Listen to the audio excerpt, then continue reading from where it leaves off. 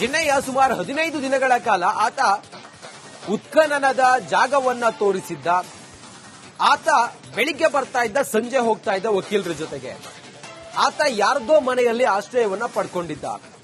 ಈ ಸಂಬಂಧ ಈಗ ಎಸ್ಐಟಿ ಅಧಿಕಾರಿಗಳು ಆತನಿಗೆ ಆಶ್ರಯ ಕೊಟ್ಟವರು ಯಾರು ಅನ್ನೋದನ್ನ ಈಗ ಪತ್ತೆ ಹಚ್ಚಿ ಅವರ ಮನೆ ಮೇಲೆ ದಾಳಿ ಮಾಡಿ ಅವರಿಂದ ಮಾಹಿತಿಯನ್ನ ಪಡೆದುಕೊಳ್ಳುವಂತಹ ಪ್ರಯತ್ನದಲ್ಲಿ ಇದ್ದಾರೆ. ಎಸ್ಐಟಿ ಅಧಿಕಾರಿಗಳು ಚಿನ್ನಯ್ಯನಿಗೆ ಆಶ್ರಯವನ್ನ ಕೊಟ್ಟವರಿಗೆ ಈಗ ನಡುಕ ಶುರುವಾಗಿದೆ.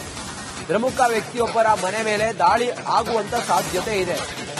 ಚಿನ್ನಯ್ಯನ ಮೊಬೈಲ್ ಹಿಂದೆ ಈಗ ಕೆಲವು ರಹಸ್ಯಗಳಿದಾವೆ ಅನ್ನೋ ಕಾರಣದಿಂದ ಆತನ ಮೊಬೈಲ್ ಹಿಂದೆ ಬಿದ್ದಿದೆ ಎಸ್ಐಟಿ. ಆಶ್ರಯ ಕೊಟ್ಟವರಿಗಾಗಿ ಈಗ ಹುಡುಕಾಟ ಮಾಡ್ತಾ ಇದ್ದಾರೆ. ಸರ್ಚ್ ವಾರೆಂಟ್ ಅನ್ನ ಪಡೆದು ಮನೆ ಮೇಲೆ ದಾಳಿ ಮಾಡುವಂತ ಸಾಧ್ಯತೆಗಳಿದೆ. ಚಿನ್ನಯ್ಯನಿಗೆ ಯಾರು ಆಶ್ರಯ ಕೊಟ್ಟಿದ್ರು ಅವರಿಗೆ ಈಗ ಡವ ಶುರುವಾಗಿದೆ. ಪ್ರಮುಖ ವ್ಯಕ್ತಿಯೊಬ್ಬರ ಮನೆ ಮೇಲೆ ದಾಳಿ ಆಗುವಂತ ಸಾಧ್ಯತೆ ಇದೆ. ಚಿನ್ನಯ್ಯನ ಮೊಬೈಲ್ ಹಿಂದೆ ಎಸ್ಐಟಿ ಅಧಿಕಾರಿಗಳು ಬಿದ್ದಿದ್ದಾರೆ, ಟ್ರೇಸ್ ಮಾಡ್ತಾ ಇದ್ದಾರೆ. ಆತನ ಮೊಬೈಲ್ನಲ್ಲಿ ಆತ ಯಾರ್ಯಾರಿಗೆ ಕಾಲ್ ಮಾಡಿದ್ದ, ಆತನ ಮೊಬೈಲ್ ಹಿಸ್ಟ್ರಿ, ಇದೆಲ್ಲದರ ಕುರಿತಾಗಿಯೂ ಕೂಡ ಈಗ ಎಸ್ಐಟಿ ಅಧಿಕಾರಿಗಳು ಪರಿಶೀಲನೆ ಮಾಡ್ತಾ ಇದ್ದಾರೆ. ಬಹುತೇಕ ಯಾರು ಆತನಿಗೆ ಆಶ್ರಯ ಕೊಟ್ಟಿದ್ರು ಅವ್ರ ಮನೆ ಮೇಲೆ ರೇಡ್ ಆಗುವಂತ ಸಾಧ್ಯತೆ ಇದೆ. ಅಲ್ಲೇನಾದ್ರೂ ಮಾಹಿತಿ ಸಿಗುವ ವಿಚಾರ ಪೊಲೀಸರಿಗೆ ಇರೋದ್ರಿಂದಾಗಿ ಬಹುಶಃ ಅಲ್ಲೂ ಕೂಡ ರೇಡ್ ಆಗುವಂತ ಸಾಧ್ಯತೆ ಇದೆ.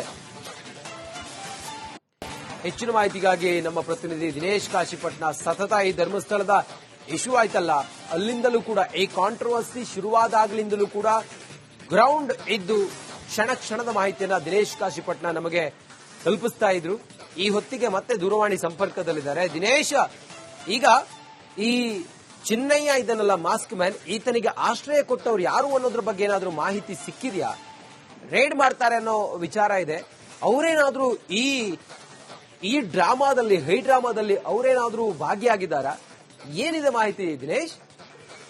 ಹೌದು ರಂಜಿತ್ ಶಿರಿಯಾರಿ, ಎಸ್ಐಟಿ ವಿಚಾರಣೆಯ ಮತ್ತು ತನಿಖೆಯ ಪ್ರಮುಖ ಬೆಳವಣಿಗೆ ಅಂತ ಹೇಳ್ಬೋದು. ಈಗಾಗಲೇ ಎಸ್ಐಟಿ ಅಧಿಕಾರಿಗಳು, ಅದರಲ್ಲೂ ಕೂಡ ಎಸ್ಐಟಿಯ ತನಿಖಾಧಿಕಾರಿಯಾದಂತಹ ಜಿತೇಂದ್ರ ದಯಾಮ ಸೇರಿದಂತೆ ಪೊಲೀಸರು ಕೂಡ, ಸಾಕಷ್ಟು ಪೊಲೀಸರು ಕೂಡ ಈಗಾಗಲೇ ಉಜಿರೆಯತ್ತ ತೆರಳಿರುವಂತದ್ದು. ಪ್ರಭಾವಿ ವ್ಯಕ್ತಿಯೊಬ್ಬರ ಮನೆಗೆ ಹೋಗಿ ಅಲ್ಲಿ ರೇಡ್ ಮಾಡ್ತಾರೆ ಅನ್ನುವಂತ ಮಾಹಿತಿ ಕೂಡ ಸಿಕ್ಕಿರುವಂತದ್ದು. ಅಂದ್ರೆ ಸರ್ಚ್ ವಾರೆಂಟ್ ತೆಗೆದುಕೊಂಡು ಹೋಗಿದ್ದಾರೆ, ಅಲ್ಲಿ ಸರ್ಚಿಂಗ್ ನಡೆಸ್ತಾರೆ ಅನ್ನುವಂತ ಮಾಹಿತಿಗಳು ಕೂಡ ಲಭ್ಯ ಆಗಿದ್ದು.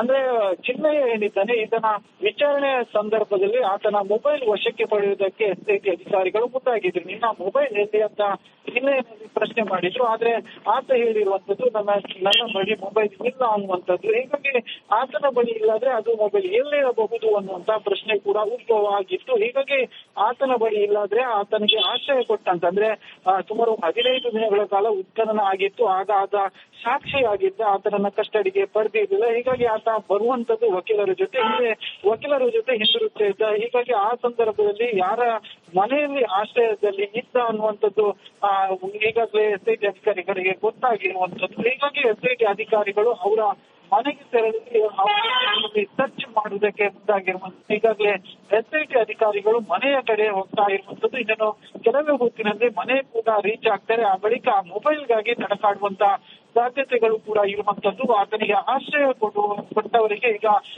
ಅದು ಮುಳುವಾಗುವಂತಹ ಸಾಧ್ಯತೆಗಳು ಕೂಡ ಇರುವಂತದ್ದು. ಮತ್ತು ಇದಕ್ಕೆ ಸಂಬಂಧಿಸಿದಂತೆ ಕೆಲವರನ್ನ ವಶಕ್ಕೆ ಪಡೆಯುವಂತಹ ಸಾಧ್ಯತೆಗಳು ಕೂಡ ಇರುವಂತದ್ದು. ರಂಜಿತ್ ಶ್ರೀಯರ್, ಸದ್ಯ ಎಸ್ಐಟಿ ಅಧಿಕಾರಿಗಳು, ಅದರಲ್ಲೂ ಕೂಡ ತನಿಖಾಧಿಕಾರಿಯಾದಂತಹ ಜಿತೇಂದ್ರ ದಯಾಮ ಆಗಿರ್ಬೋದು, ಜೊತೆಗೆ ಇತರ ಅಧಿಕಾರಿಗಳು ಕೂಡ ಉಜಿರೆ ಅಂತ ತೆರಳಿದ್ದಾರೆ. ಇನ್ನೊಂದು ಕೆಲವೇ ಹೊತ್ತಿನಲ್ಲಿ ಪ್ರಭಾವಿ ವ್ಯಕ್ತಿಯ ಮನೆ ರೀಚ್ ಆಗ್ತಾರೆ. ಆ ಬಳಿಕ ಸರ್ಚಿಂಗ್ ನಡೆಯುತ್ತೆ ಅನ್ನುವಂತ ಮಾಹಿತಿ ಕೂಡ ಲಭ್ಯ ಆಗಿರುವಂತದ್ದು. ರಂಜಿತ್, ಓಕೆ, ಈಗ ನೀವು ದೃಶ್ಯ ತೋರಿಸ್ತಾ ಇದ್ದೀರಿ ದಿನೇಶ್, ಅದು ಲೈವ್ ದೃಶ್ಯ ಅಲ್ವಾ? ಸದ್ಯ ಅದು ಏನು, ಯಾರಿದಾರಲ್ಲಿ, ಎಲ್ಲಿ ಹೊರಟಿದ್ದಾರೆ ರಂಜಿತ್ ಶಿರಿಯರ್? ಅದೇ ಉಜಿರೆಯ ಪ್ರಭಾವಿ ವ್ಯಕ್ತಿಯೊಬ್ಬರ ಮನೆಯ ಕಡೆ ಹೊರಟಿರುವಂತದ್ದು ಪೊಲೀಸರ ತಂಡ. ಜೊತೆಗೆ ಎಸ್ಐಟಿ ಮುಖ್ಯಸ್ಥರು ಕೂಡ ಅದೇ ಪ್ರಭಾವಿ ವ್ಯಕ್ತಿಯ ಮನೆ ಕಡೆ ತೆರಳಿರುವಂತದ್ದು. ಅಲ್ಲಿ ಸರ್ಚ್ ನಡೆಯುತ್ತೆ ಅನ್ನುವಂತ ಮಾಹಿತಿಗಳು ಸಿಗ್ತಾ ಇರುವಂತದ್ದು. ಪ್ರಮುಖವಾಗಿ ಇದೇ ವಿಚಾರಕ್ಕೆ, ಅಂದ್ರೆ ಆಶ್ರಯ ಕೊಟ್ಟ ವಿಚಾರಕ್ಕೆ, ಜೊತೆಗೆ ಆತನ ಮೊಬೈಲ್ ಅವರ ಮನೆಯಲ್ಲಿ ಇರಬಹುದು ಅನ್ನುವಂತ ನಿಟ್ಟಿನಲ್ಲಿ ಅಲ್ಲಿ ಸರ್ಚಿಂಗ್ ನಡೆಯುತ್ತೆ. ಹೀಗಾಗಿ ಮುಂಜಾಗ್ರತಾ ಕ್ರಮವಾಗಿ ಕೂಡ ಯಾವುದೇ ರೀತಿಯಾದಂತಹ ಅಹಿತಕರ ಘಟನೆ ನಡೀಬಾರ್ದು. ಅಂದ್ರೆ ಮೊನ್ನೆ ತೆರೆದಾಗಲೂ ಕೂಡ ಒಂದಷ್ಟು ವಾಗ್ವಾದಗಳು ಉಂಟಾಗಿತ್ತು. ಹೀಗಾಗಿ ಯಾವತ್ತು ಮತ್ತೆ ಅದಕ್ಕೆ ಆಸ್ಪದ ನೀಡಬಾರ್ದು ಅನ್ನುವಂತ ಉದ್ದೇಶಕ್ಕೋಸ್ಕರವಾಗಿ ಹೆಚ್ಚಿನ ಪೊಲೀಸರನ್ನು ಜೊತೆಗೆ ಕರೆದುಕೊಂಡು ಎಸ್ಐಟಿ ಅಧಿಕಾರಿಗಳು ತೆರಳಿರುವಂತದ್ದು. ಇನ್ನೇನು ಕೆಲವೇ ಹೊತ್ತಿನಲ್ಲಿ ಅವರು ರಿಲೀಸ್ ಕೂಡ ಆಗ್ತಾರೆ. ಆ ಒಂದು ಸ್ಪಾಟ್ಗೆ ಆ ಬಳಿಕ ಅವರ ಮನೆಯಲ್ಲಿ ಆ ಮೊಬೈಲ್ಗಾಗಿ ಹುಡುಕಾಟ ಕೂಡ ನಡೆಸ್ತಾರೆ. ಜೊತೆಗೆ ಒಂದಷ್ಟು ಮಾಹಿತಿಗಳನ್ನು ಕೂಡ ಪಡೆದುಕೊಳ್ತಾರೆ ಮತ್ತು ವಿಚಾರಣೆ ಕೂಡ ಅಲ್ಲಿ ಒಂದಷ್ಟು ಮಾಡುವಂತಹ ಸಾಧ್ಯತೆಗಳು ಕೂಡ ಇರುವಂತದ್ದು. ಇವತ್ತು ಬೆಳಗ್ಗಿನಿಂದಲೇ ಪೊಲೀಸರು ಹೆಚ್ಚಿನ ಪೊಲೀಸರನ್ನು ಕೂಡ ಕರೆಸಿಕೊಳ್ತಾ ಇದ್ದಾರೆ. ಅಂದ್ರೆ ಈ ಒಂದು ಬೆಳವಣಿಗೆ ಇದೆ ಅನ್ನುವಂಥದ್ದು ಗೊತ್ತಿತ್ತು. ಹೀಗಾಗಿ ಹೆಚ್ಚಿನ ಪೊಲೀಸರನ್ನು ಕೂಡ ಇದರಲ್ಲಿ ಕರೆಸಿಕೊಂಡಿರುವಂತದ್ದು. ಬೇರೆ ಬೇರೆ ಭಾಗ ಅಂದ್ರೆ ದಕ್ಷಿಣ ಕನ್ನಡ ಜಿಲ್ಲೆಯ ಬೇರೆ ಬೇರೆ ಭಾಗದ ಪೊಲೀಸರನ್ನು ಕೂಡ ಕರೆಸಿಕೊಂಡಿರುವಂತದ್ದು. ಅದರ ಜೊತೆಗೆ ಉಜಿರೆ ಭಾಗದಲ್ಲಿ ಹೆಚ್ಚಿನ ಪೊಲೀಸರನ್ನು ನಿಯೋಜನೆ ಮಾಡಿರುವಂತದ್ದು. ಅಂದ್ರೆ ಅವರು ದಿನೇಶ್, ಯಾಕೆ ಇಷ್ಟೊಂದು ರಿಸರ್ವ್ ಪೊಲೀಸು ಅದ್ರ ಜೊತೆಗೆ ಇಷ್ಟೆಲ್ಲ ಬಂದೋಬಸ್ತ್ ಯಾಕೆ ಅಲ್ಲಿ ಹೋಗಿ ಅವರನ್ನು ಇವತ್ತೇನಾದ್ರೂ ಬಂಧನ ಮಾಡ್ತಾರಾ? ಯಾವ ವ್ಯಕ್ತಿ ಏನು ಎತ್ತ ಅವ್ರನ್ನ ಬಂಧನ ಮಾಡುವಂತ ಸಾಧ್ಯತೆಗಳಿದೆಯಾ? ಏನಿದು ಹೈಡ್ರಾಮಾ? ಆ ವ್ಯಕ್ತಿ ಯಾರು? ಆತನಿಗೇನಾದ್ರೂ ಈ ರಹಸ್ಯ ಏನಾದ್ರೂ ಗೊತ್ತಿತ್ತಾ? ಸದ್ಯ ಖಚಿತ ಮಾಹಿತಿ ಏನಿದೆ SIT ಅಧಿಕಾರಿಗಳಿಗೆ? ರಂಜಿತ್, ಅವರು ಆತನಿಗೆ ಆಶ್ರಯ ಕೊಟ್ಟವರು. ಅಂದ್ರೆ ಇಷ್ಟು ದಿನ ಆತ ಅಂದ್ರೆ ಈ ಹಿಂದೆ ಉತ್ಸವ ನಡೆಯುವಂತಹ ಸಂದರ್ಭದಲ್ಲಿ ಅವರ ಮನೆಯಲ್ಲಿ ಇಟ್ಟುಕೊಂಡು ಅಲ್ಲಿಂದನೇ ಬರ್ತಾ ಇದ್ದ, ಜೊತೆಗೆ ಹಿಂದೂ ಅಲ್ಲಿಗೆ ಹೋಗ್ತಾ ಇದ್ದ ಅನ್ನುವಂತಹ ಮಾಹಿತಿ. ಹೀಗಾಗಿ ಅವರ ಮನೆಗೆ ಇವತ್ತು ತೆರಳಿ ಅಲ್ಲಿ ಸರ್ಚ್ ನಡೆಸ್ತಾರೆ ಮತ್ತು ಅವರನ್ನು ಕೂಡ ಒಂದಷ್ಟು ವಿಚಾರಣೆಗೆ ಒಳಪಡಿಸ್ತಾರೆ ಅನ್ನುವಂತಹ ಮಾಹಿತಿಗಳು ಕೂಡ ಇರುವಂತದ್ದು. ಯಾಕಂದ್ರೆ ಆತನಿಗೆ ಆಶ್ರಯ ಕೊಟ್ಟದ್ದು ಅವರು, ಹಾಗಾಗಿ ಅವರ ಮನೆಗೆ ಈಗಾಗಲೇ ತೆರಳಿರುವಂತದ್ದು. ಇದರಿಂದ ದಯಾಮ ಆಗಿರುವುದು ಹೆಚ್ಚುವರಿ ಪೊಲೀಸರು ಎಲ್ಲರೂ ಅವರ ಮನೆಗೆ ತೆರಳಿರುವಂತದ್ದು. ಜೊತೆಗೆ ಉಜಿರೆ ಭಾಗ ಆಗಿರುವ ಕಾರಣ ಬಗ್ಗೆ ಅಂದ್ರೆ ಅವರು ಇರುವಂತದ್ದು ಉಜಿರೆ ಭಾಗದಲ್ಲಿ ಇರುವ ಕಾರಣಕ್ಕಾಗಿ ಉಜಿರೆ ಭಾಗದಲ್ಲೂ ಕೂಡ ಹೆಚ್ಚುವರಿ ಪೊಲೀಸರು ನಿಯೋಜನೆ ಮಾಡಿರುವಂತದ್ದು. ಯಾಕಂದ್ರೆ ಅವರ ಬೆಂಬಲಿಗೆ ಬಂದಿದೆ. ಚಿನ್ನಯ್ಯ ಸುಮಾರು 15 ದಿನಗಳ ಕಾಲ ಆತ ಉತ್ಖನನದ ಜಾಗವನ್ನ ತೋರಿಸಿದ್ದ. ಆತ ಬೆಳಿಗ್ಗೆ ಬರ್ತಾ ಇದ್ದ, ಸಂಜೆ ಹೋಗ್ತಾ ಇದ್ದ ವಕೀಲರ ಜೊತೆಗೆ. ಆತ ಯಾರ್ದೋ ಮನೆಯಲ್ಲಿ ಆಶ್ರಯವನ್ನ ಪಡ್ಕೊಂಡಿದ್ದ. ಈ ಸಂಬಂಧ ಈಗ SIT ಅಧಿಕಾರಿಗಳು ಆತನಿಗೆ ಆಶ್ರಯ ಕೊಟ್ಟವರು ಯಾರು ಅನ್ನೋದನ್ನ ಈಗ ಪತ್ತೆ ಹಚ್ಚಿ ಅವರ ಮನೆ ಮೇಲೆ ದಾಳಿ ಮಾಡಿ ಅವರಿಂದ ಮಾಹಿತಿಯನ್ನ ಪಡೆದುಕೊಳ್ಳುವಂತಹ ಪ್ರಯತ್ನದಲ್ಲಿ ಇದ್ದಾರೆ. SIT ಅಧಿಕಾರಿಗಳು ಚಿನ್ನಯ್ಯನಿಗೆ ಆಶ್ರಯವನ್ನ ಕೊಟ್ಟವರಿಗೆ ಈಗ ನಡುಕ ಶುರುವಾಗಿದೆ. ಪ್ರಮುಖ ವ್ಯಕ್ತಿಯೊಬ್ಬರ ಮನೆ ಮೇಲೆ ದಾಳಿ ಆಗುವಂತ ಸಾಧ್ಯತೆ ಇದೆ. ಚಿನ್ನಯ್ಯನ ಮೊಬೈಲ್ ಹಿಂದೆ ಈಗ ಕೆಲವು ರಹಸ್ಯಗಳಿದ್ದಾವೆ ಅನ್ನೋ ಕಾರಣದಿಂದ ಆತನ ಮೊಬೈಲ್ ಹಿಂದೆ ಬಿದ್ದಿದೆ SIT. ಆಶ್ರಯ ಕೊಟ್ಟವರಿಗಾಗಿ ಈಗ ಹುಡುಕಾಟ ಮಾಡ್ತಾ ಇದ್ದಾರೆ. ಸರ್ಚ್ ವಾರೆಂಟ್ ಅನ್ನ ಪಡೆದು ಮನೆ ಮೇಲೆ ದಾಳಿ ಮಾಡುವಂತ ಸಾಧ್ಯತೆಗಳಿದೆ. ಚಿನ್ನಯ್ಯನಿಗೆ ಯಾರು ಆಶ್ರಯ ಕೊಟ್ಟಿದ್ರು ಅವರಿಗೆ ಈಗ ಡವ ಶುರುವಾಗಿದೆ. ಪ್ರಮುಖ ವ್ಯಕ್ತಿಯೊಬ್ಬರ ಮನೆ ಮೇಲೆ ದಾಳಿ ಆಗುವಂತ ಸಾಧ್ಯತೆ ಇದೆ. ಚಿನ್ನಯ್ಯನ ಮೊಬೈಲ್ ಹಿಂದೆ SIT ಅಧಿಕಾರಿಗಳು ಬಿದ್ದಿದ್ದಾರೆ, ಟ್ರೇಸ್ ಮಾಡ್ತಾ ಇದ್ದಾರೆ. ಆತನ ಮೊಬೈಲ್ನಲ್ಲಿ ಆತ ಯಾರ್ಯಾರಿಗೆ ಕಾಲ್ ಮಾಡಿದ್ದ, ಆತನ ಮೊಬೈಲ್ ಹಿಸ್ಟ್ರಿ, ಇದೆಲ್ಲದರ ಕುರಿತಾಗಿಯೂ ಕೂಡ ಈಗ SIT ಅಧಿಕಾರಿಗಳು ಪರಿಶೀಲನೆ ಮಾಡ್ತಾ ಇದ್ದಾರೆ. ಬಹುತೇಕ ಯಾರು ಆತನಿಗೆ ಆಶ್ರಯ ಕೊಟ್ಟಿದ್ರು ಅವ್ರ ಮನೆ ಮೇಲೆ ರೇಡ್ ಆಗುವಂತ ಸಾಧ್ಯತೆ ಇದೆ. ಅಲ್ಲೇನಾದ್ರೂ ಮಾಹಿತಿ ಸಿಗುವ ವಿಚಾರ ಪೊಲೀಸರಿಗೆ ಇರೋದ್ರಿಂದಾಗಿ ಬಹುಶಃ ಅಲ್ಲೂ ಕೂಡ ರೇಡ್ ಆಗುವಂತ ಸಾಧ್ಯತೆ ಇದೆ. ಹೆಚ್ಚಿನ ಮಾಹಿತಿಗಾಗಿ ನಮ್ಮ ಪ್ರತಿನಿಧಿ ದಿನೇಶ್ ಕಾಶಿಪಟ್ನ ಸತತ ಈ ಧರ್ಮಸ್ಥಳದ ಇಶ್ಯೂ ಆಯ್ತಲ್ಲ, ಅಲ್ಲಿಂದಲೂ ಕೂಡ ಈ ಕಾಂಟ್ರವರ್ಸಿ ಶುರುವಾದಾಗ್ಲಿಂದಲೂ ಕೂಡ ಗ್ರೌಂಡ್ ಇದ್ದು ಕ್ಷಣ ಕ್ಷಣದ ಮಾಹಿತಿಯನ್ನ ದಿನೇಶ್ ಕಾಶಿಪಟ್ನ ನಮಗೆ ತಲುಪಿಸ್ತಾ ಇದ್ರು. ಈ ಹೊತ್ತಿಗೆ ಮತ್ತೆ ದೂರವಾಣಿ ಸಂಪರ್ಕದಲ್ಲಿದ್ದಾರೆ. ದಿನೇಶ್, ಈಗ ಈ ಚಿನ್ನಯ್ಯ ಇದನ್ನೆಲ್ಲ ಮಾಸ್ಕ್ ಮ್ಯಾನ್, ಈತನಿಗೆ ಆಶ್ರಯ ಕೊಟ್ಟವ್ರು ಯಾರು ಅನ್ನೋದ್ರ ಬಗ್ಗೆ ಏನಾದ್ರೂ ಮಾಹಿತಿ ಸಿಕ್ಕಿದ್ಯಾ? ರೇಡ್ ಮಾಡ್ತಾರೆ ಅನ್ನೋ ವಿಚಾರ ಇದೆ. ಅವರೇನಾದ್ರೂ ಈ ಡ್ರಾಮಾದಲ್ಲಿ, ಹೈ ಡ್ರಾಮಾದಲ್ಲಿ ಅವರೇನಾದ್ರೂ ಭಾಗಿಯಾಗಿದ್ದಾರಾ?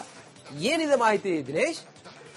ಹೌದು ರಂಜಿತ್ ಶ್ರೀಹರ್, SIT ವಿಚಾರಣೆಯ ಮತ್ತು ತನಿಖೆಯ ಪ್ರಮುಖ ಬೆಳವಣಿಗೆ ಅಂತ ಹೇಳ್ಬೋದು. ಈಗಾಗಲೇ SIT ಅಧಿಕಾರಿಗಳು, ಅದರಲ್ಲೂ ಕೂಡ SITಯ ತನಿಖಾಧಿಕಾರಿಯಾದಂತಹ ಜಿತೇಂದ್ರ ದಯಾಮ ಸೇರಿದಂತೆ ಪೊಲೀಸರು ಕೂಡ, ಸಾಕಷ್ಟು ಪೊಲೀಸರು ಕೂಡ ಈಗಾಗಲೇ ಉಜಿರೆಯತ್ತ ತೆರಳಿರುವಂತದ್ದು. ಪ್ರಭಾವಿ ವ್ಯಕ್ತಿಯೊಬ್ಬರ ಮನೆಗೆ ಹೋಗಿ ಅಲ್ಲಿ ರೇಡ್ ಮಾಡ್ತಾರೆ ಅನ್ನುವಂತ ಮಾಹಿತಿ ಕೂಡ ಸಿಕ್ಕಿರುವಂತದ್ದು. ಅಂದ್ರೆ ಸರ್ಚ್ ವಾರೆಂಟ್ ತೆಗೆದುಕೊಂಡು ಹೋಗಿದ್ದಾರೆ, ಅಲ್ಲಿ ಸರ್ಚಿಂಗ್ ನಡೆಸ್ತಾರೆ ಅನ್ನುವಂತ ಮಾಹಿತಿಗಳು ಕೂಡ ಲಭ್ಯ ಆಗಿದ್ದು.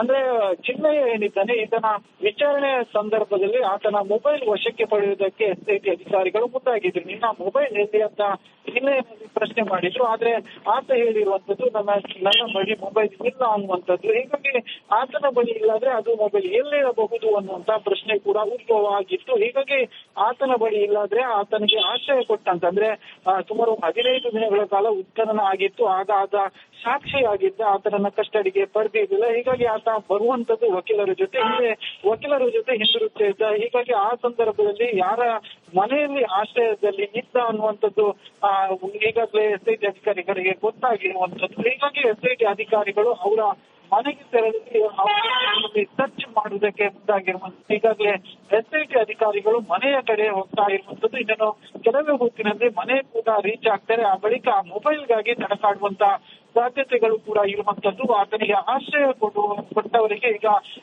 ಅದು ದೂರವಾಗುವಂತಹ ಸಾಧ್ಯತೆಗಳು ಕೂಡ ಇರುವಂತದ್ದು ಮತ್ತು ಇದಕ್ಕೆ ಸಂಬಂಧಿಸಿದಂತೆ ಕೆಲವರನ್ನ ವಶಕ್ಕೆ ಪಡೆಯುವಂತಹ ಸಾಧ್ಯತೆಗಳು ಕೂಡ ಇರುವಂತದ್ದು. ರಂಜಿತ್ ಶ್ರೀಯರ್ ಸದ್ಯ ಎಸ್ಐಟಿ ಅಧಿಕಾರಿಗಳು ಅದರಲ್ಲೂ ಕೂಡ ತನಿಖಾಧಿಕಾರಿಯಾದಂತಹ ಜಿತೇಂದ್ರ ದಯಾಮ್ ಆಗಿರ್ಬೋದು, ಜೊತೆಗೆ ಇತರ ಅಧಿಕಾರಿಗಳು ಕೂಡ ಉಚ್ಚೇರಿ ಅಂತ ಹೇಳಿದ್ದಾರೆ. ಇನ್ನೊಂದು ಕೆಲವೇ ಹೊತ್ತಿನಲ್ಲಿ ಪ್ರಭಾವಿ ವ್ಯಕ್ತಿಯ ಮನೆ ರೀಚ್ ಆಗ್ತಾರೆ. ಆ ಬಳಿಕ ಸರ್ಚಿಂಗ್ ನಡೆಯುತ್ತೆ ಅನ್ನುವಂತ ಮಾಹಿತಿ ಕೂಡ ಲಭ್ಯ ಆಗಿರುವಂತದ್ದು.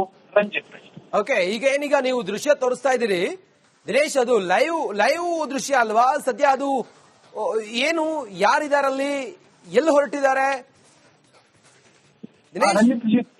ರಂಜಿತ್ ಶ್ರೀಯರ್, ಅದೇ ಉಜಿರೆಯ ಪ್ರಭಾವಿ ವ್ಯಕ್ತಿಯೊಬ್ಬರ ಮನೆಯ ಕಡೆ ಹೊರಟಿರುವಂತದ್ದು ಪೊಲೀಸರ ತಂಡ. ಜೊತೆಗೆ ಎಸ್ಐಟಿ ಮುಖ್ಯಸ್ಥರು ಕೂಡ ಅದೇ ಪ್ರಭಾವಿ ವ್ಯಕ್ತಿಯ ಮನೆ ಕಡೆ ತೆರಳಿರುವಂತದ್ದು. ಅಲ್ಲಿ ಸರ್ಚ್ ನಡೆಯುತ್ತೆ ಅನ್ನುವಂತ ಮಾಹಿತಿಗಳು ಸಿಗ್ತಾ ಇರುವಂತದ್ದು.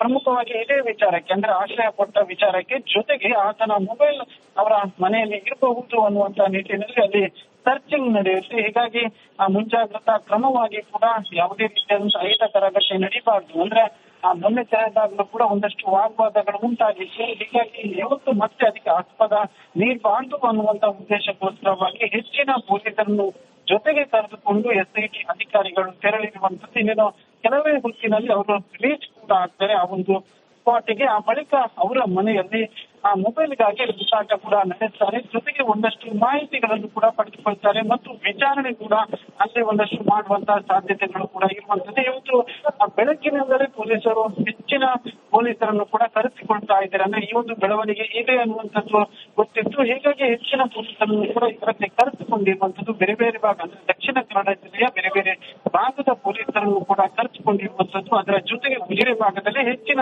ಪೊಲೀಸರನ್ನು ನಿಯೋಜನೆ ಮಾಡಿರುವಂತದ್ದು. ಅಂದ್ರೆ ಅವರು ದಿನೇಶ್, ಯಾಕೆ ಇಷ್ಟೊಂದು ರಿಸರ್ವ್ ಪೊಲೀಸು ಅದ್ರ ಜೊತೆಗೆ ಇಷ್ಟೆಲ್ಲ ಬಂದೋಬಸ್ತ್ ಯಾಕೆ?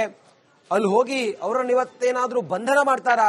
ಯಾವ ವ್ಯಕ್ತಿ ಏನು ಎತ್ತ ಅವ್ರನ್ನ ಬಂಧನ ಮಾಡುವಂತ ಸಾಧ್ಯತೆಗಳಿದೆಯಾ? ಏನಿದು ಹೈಡ್ರಾಮಾ? ಆ ವ್ಯಕ್ತಿ ಯಾರು? ಆತನಿಗೇನಾದ್ರೂ ಈ ರಹಸ್ಯ ಏನಾದ್ರೂ ಗೊತ್ತಿತ್ತಾ? ಸದ್ಯ ಖಚಿತ ಮಾಹಿತಿ ಏನಿದೆ ಎಸ್ಐಟಿ ಅಧಿಕಾರಿಗಳಿಗೆ? ರಂಜಿತ್, ಅವರು ಆತನಿಗೆ ಆಶ್ರಯ ಕೊಟ್ಟವರು. ಅಂದ್ರೆ ಇಷ್ಟು ದಿನ ಅಂದ್ರೆ ಈ ಹಿಂದೆ ಉತ್ಸವ ನಡೆಯುವಂತಹ ಸಂದರ್ಭದಲ್ಲಿ ಅವರ ಮನೆಯಲ್ಲಿ ಇಟ್ಟುಕೊಂಡು ಅಲ್ಲಿಂದಲೇ ಬರ್ತಾ ಇದ್ದ, ಜೊತೆಗೆ ಹಿಂದಿರುಗುವಾಗ ಅಲ್ಲಿಗೆ ಹೋಗ್ತಾ ಇದ್ದ ಅನ್ನುವಂತಹ ಮಾಹಿತಿ. ಹೀಗಾಗಿ ಅವರ ಮನೆಗೆ ಇವತ್ತು ತೆರಳಿ ಅಲ್ಲಿ ಸರ್ಚ್ ನಡೆಸ್ತಾರೆ ಮತ್ತು ಅವರನ್ನು ಕೂಡ ಒಂದಷ್ಟು ವಿಚಾರಣೆಗೆ ಒಳಪಡಿಸ್ತಾರೆ ಅನ್ನುವಂತಹ ಮಾಹಿತಿಗಳು ಕೂಡ ಇರುವಂತದ್ದು. ಯಾಕಂದ್ರೆ ಆತನಿಗೆ ಆಶ್ರಯ ಕೊಟ್ಟದ್ದು ಅವರು, ಹಾಗಾಗಿ ಅವರ ಮನೆಗೆ ಈಗಾಗಲೇ ತೆರಳಿರುವಂತದ್ದು. ಜಿತೇಂದ್ರ ದಯಾಮ್ ಆಗಿರುವುದು ಹೆಚ್ಚುವರಿ ಪೊಲೀಸರು ಎಲ್ಲರೂ ಕೂಡ ಎಲ್ಲರೂ ಅವರ ಮನೆಗೆ ತೆರಳಿರುವಂತ